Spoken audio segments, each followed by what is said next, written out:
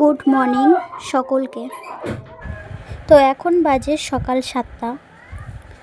আমি সোনিয়া আজ থেকে আমার নতুন পথ চলা বুঝতে পারছি না কিভাবে করবে, একটু ভয়ও করছে, তবুও চেষ্টা করছি। তো দেখো আমার ছেলে ঘুম থেকে উঠেছে, ও খেলছে।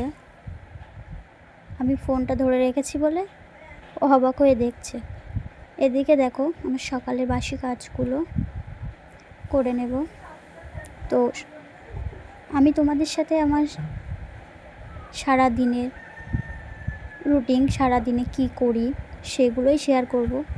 আজকে আমার প্রথম ব্লগ। তো দেখো আমি প্রথমে বাসি চুলাটা পরিষ্কার করে নিচ্ছি। দেখো প্রথম ভিডিও করছি, প্রথম ব্লগ করছি, ভুল তো একটু হবেই। কি বলছি না এটা বুঝতে পারছি না, একটু নার্ভাস লাগছে। তো ভুল হলে তোমরা জানিয়ে দিও। এদিকে দেখো আমার ছেলে আমার সাথে দেখা করতে এসছে। আমি চুলাটা পরিষ্কার করে নিয়েছি। আমি দুটো আলু সিদ্ধ বসিয়ে দেব, তার জন্য কড়াইতে একটু পানি আর একটা ছিদ্রযুক্ত গামলা নিয়েছি, যেটার মধ্যে আমি আলুগুলো দিয়ে দেব। দেখো আলুগুলো আমি আগের থেকে ছিলে মাঝখান দিয়ে 2 ফাল করে নিয়েছি, যাতে আলুগুলো তাড়াতাড়ি সিদ্ধ হয়ে যায়। তো আলু সিদ্ধ বসিয়ে দিয়ে আমি চলে যাব কলের পাড়ে, কিছু কাজ আছে সেইগুলো করতে। তো সেইগুলো করে এসে আমি আমার বরের জন্য খাবার নিয়ে যাব। সে দোকানে থাকে, তো প্রতিদিন সকালবেলা তার জন্য খাবার নিয়ে যেতে হয়। দেখো তার জন্য আমি পান্তা ভাত নিয়ে যাব আর আলু সিদ্ধ।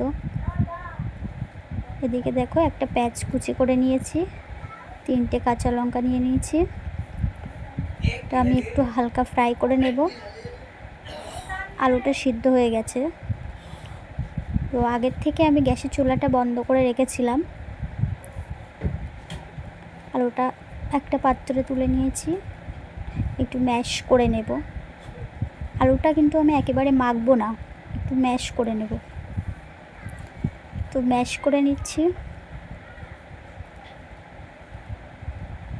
দেখো ম্যাশ করা হয়ে গিয়েছে। এবার যেগুলো ভাজা করে রেখেছিলাম, পেঁয়াজ ভাজা, তো দেখো 1 চামচ ঘিও দিয়ে নেব, একটু নুন দিয়ে নেব।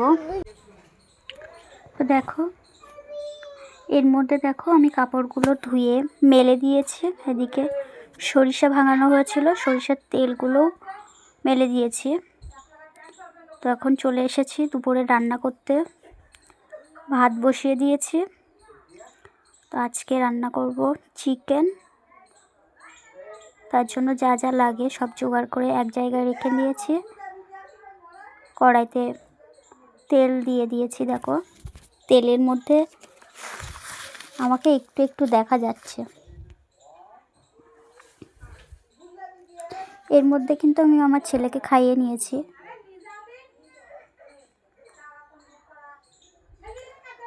ও খেলছে এখন। আমি এদিকে রান্না করতে চলে এসেছি। তেল গরম হয়ে গেলে পেঁয়াজ দিয়ে একটু ভাজা করে নিয়েছি। এবার দেখো রসুন আর আদা বাটা দিয়ে মশলাটা একটু ভাজা করে নেব। যা যা মশলায় এই মাংস রান্না করতে যা যা লাগে সব কিছু একসাথে দিয়ে নেব। সবাই জানে কিভাবে মাংস রান্না করতে হয়, হয়তো আমার থেকে ভালো জানে। তো আমি একটু সকালই রান্না করি।